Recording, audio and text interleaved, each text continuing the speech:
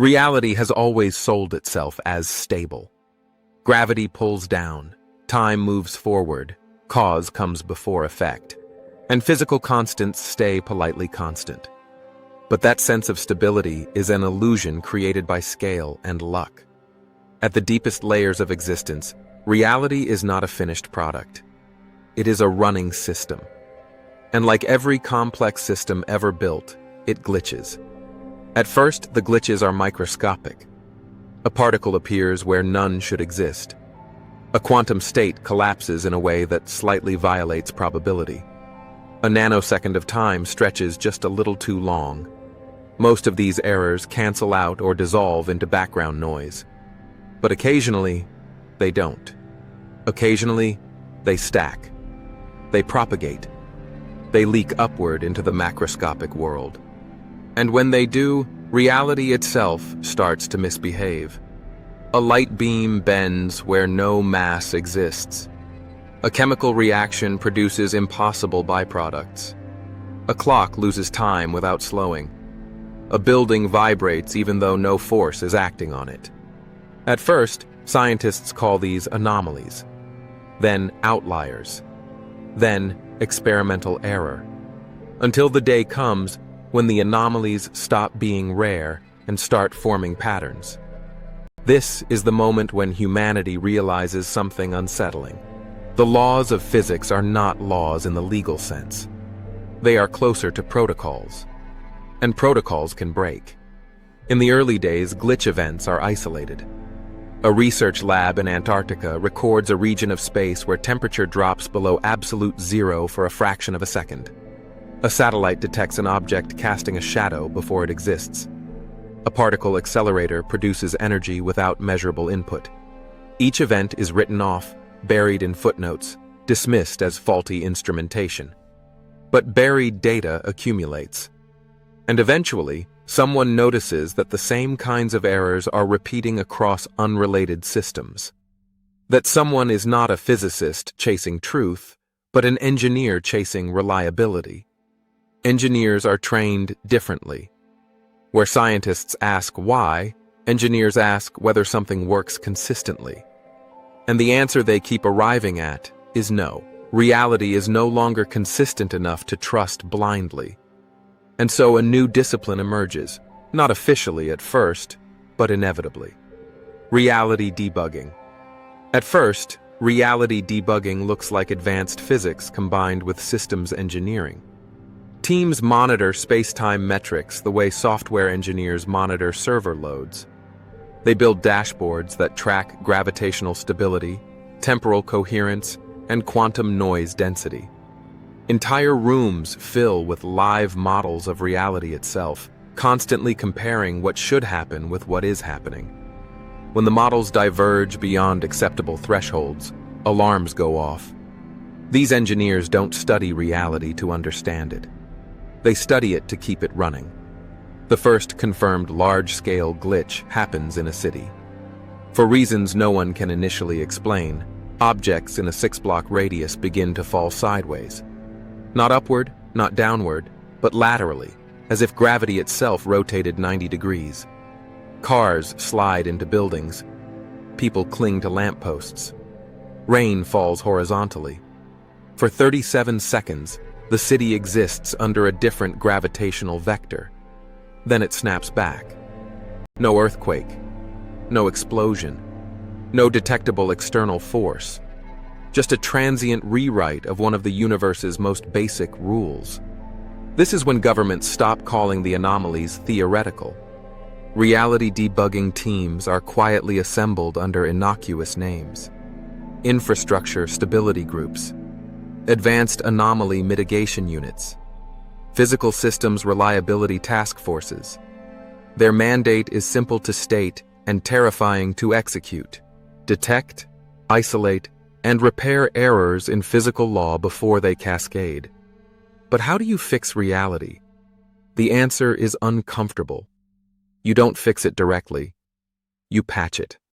Reality, at its deepest level, behaves less like a solid object and more like an executable process. Constants are not fixed numbers, but stabilized values. Forces are not fundamental truths, but emergent behaviors maintained by deeper constraints. Time is not a river, but a regulated sequence. When those regulators fail, reality doesn't explode. It drifts. Reality debuggers learn to intervene not by rewriting the universe wholesale, but by nudging parameters back into safe ranges. They introduce corrective noise to cancel runaway effects. They deploy localized space-time dampeners to absorb excess causality. They seed quantum systems with entropy sinks that prevent improbable events from compounding. It's less like repairing a broken bridge and more like keeping a server from crashing under impossible traffic. Most of the time, the public never knows. A potential glitch is detected, neutralized, and written off as nothing. A storm dissipates too quickly. A particle experiment quietly fails to replicate a dangerous anomaly. A building slated to collapse doesn't, because the micro fluctuation in gravity that would have triggered it never fully forms. But sometimes, the glitches are too big to hide. Entire regions experience temporal shear, where cause and effect briefly decouple. People remember things that haven't happened yet.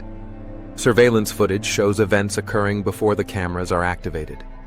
A courtroom trial collapses when evidence begins reacting to verdicts before they are delivered.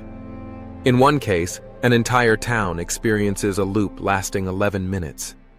The same conversations repeat. The same accidents occur. The same birds fly across the same sky. The people inside the loop are aware something is wrong, but unable to change it. Reality debugging teams arrive not with weapons, but with instruments. They map the loop like a memory leak, trace its origin to a misaligned temporal boundary, and apply a correction that collapses the repetition. When the loop ends, only a handful of people remember it ever happened. That is one of the most unsettling side effects of reality debugging. To fix the system, you sometimes have to erase evidence that it was broken. Memory itself becomes collateral. As the field matures, reality debuggers stop thinking in terms of singular laws like gravity or electromagnetism. They think in layers. Surface reality, structural reality, constraint reality, meta-reality. Each layer has its own failure modes. Each requires different tools. Some glitches originate in the quantum substrate, others in space-time topology, others in the statistical fabric that governs probability. A few appear to come from something even deeper, something like version drift, as if reality itself is not one universe, but a constantly syncing set of slightly mismatched instances. This leads to a controversial hypothesis. The universe may not be a single coherent system. It may be a distributed one. If that is true, glitches are not random failures. They are synchronization errors. Reality debugging teams begin to detect patterns that suggest interference from parallel physical states. Constants fluctuate in ways that correlate with events in other possible configurations of the universe.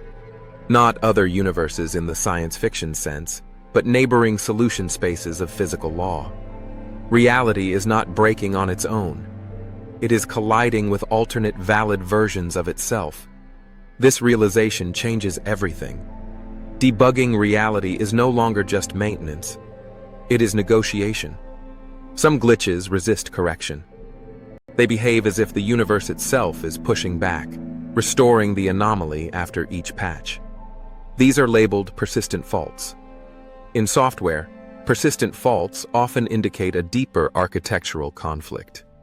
In reality, they suggest incompatible physical truths trying to coexist.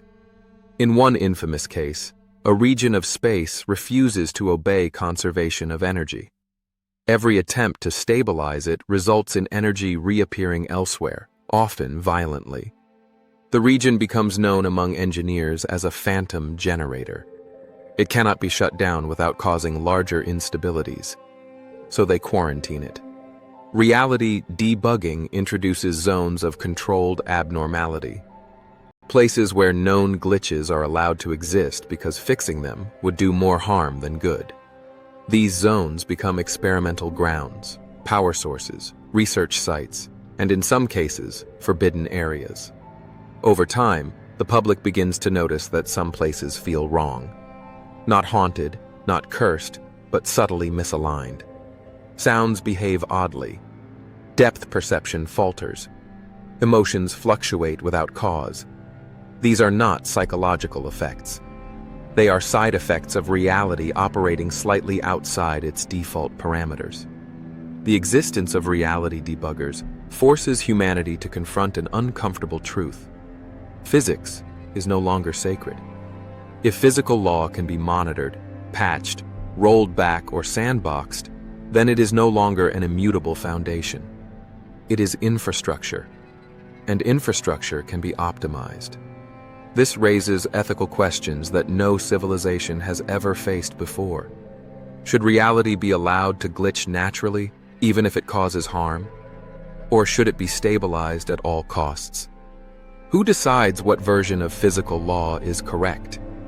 What happens when different groups prefer different realities? Corporations take interest.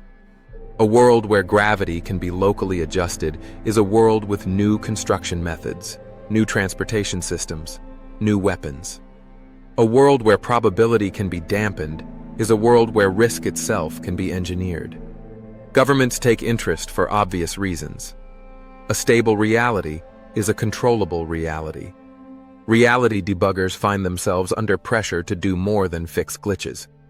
They are asked to prevent disasters before physics allows them to occur, to reinforce causality around political events, to ensure that certain outcomes remain possible while others never materialize. At this point, the line between maintenance and manipulation blurs. Some engineers resign. Others stay, convinced that without them, reality would fracture completely. A few go rogue, experimenting with unauthorized patches, creating local realities that behave differently from the rest of the world. These rogue patches produce miracles and horrors in equal measure. Regions where aging slows. Areas where sound carries thoughts. Structures that exist only when observed. Children born with impossible traits, not genetic, but physical. Reality debugging was supposed to preserve normalcy. Instead, it exposes how thin normalcy always was.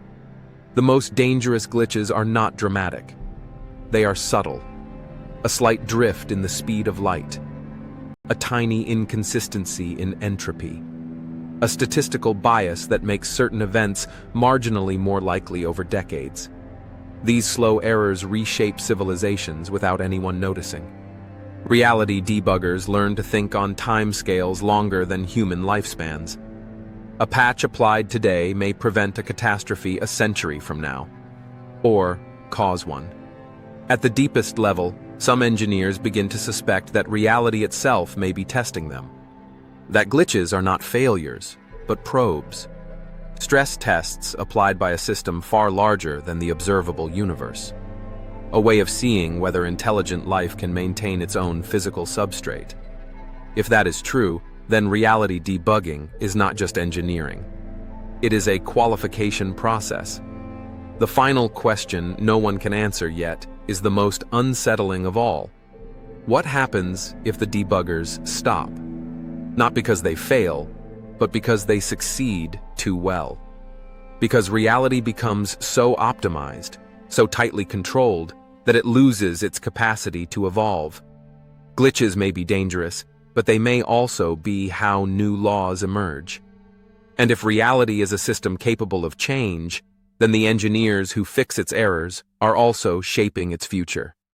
Not just repairing the universe, but deciding what kind of universe is allowed to exist. Reality debugging began as an emergency response.